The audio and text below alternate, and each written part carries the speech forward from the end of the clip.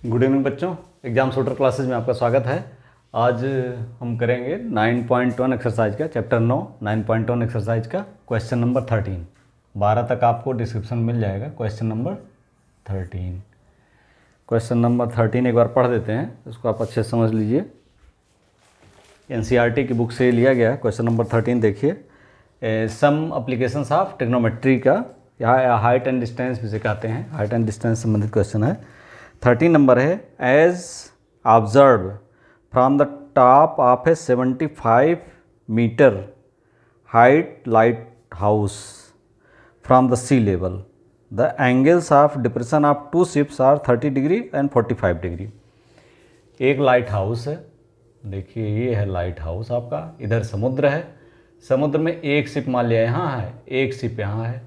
Angle of depression एक का 30 degree है, एक का 45 डिग्री।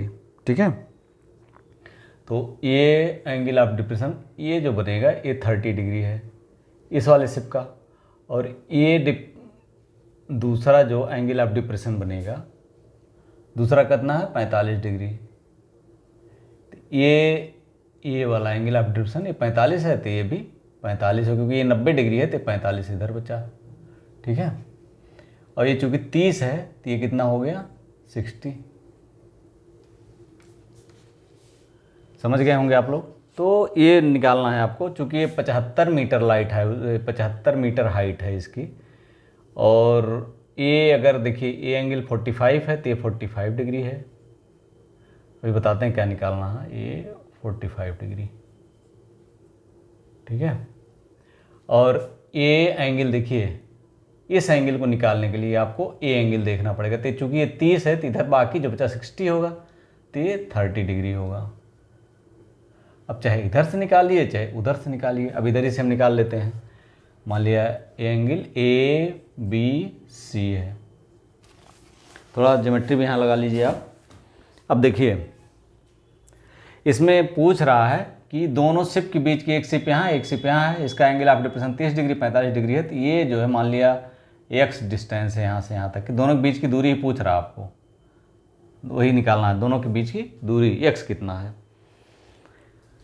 अब यहाँ से लगाइए, देखिए क्वेश्चन देखिए, ये 45 डिग्री 45 डिग्री, यानी ये 45 डिग्री का मतलब है कि अगर ये 45 है 45 डिग्री तो आमने सामने कोण बराबर होंगे, क्योंकि ये 90 डिग्री है।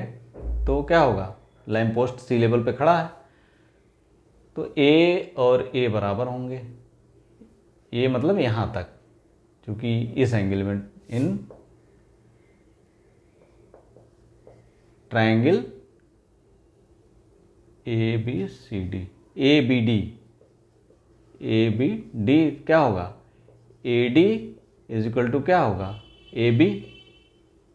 अब ए डी कितना होगा, ए बी है 75, देखिए हाइट कितनी है 75, तो ए डी कितना हो 75 हो गया।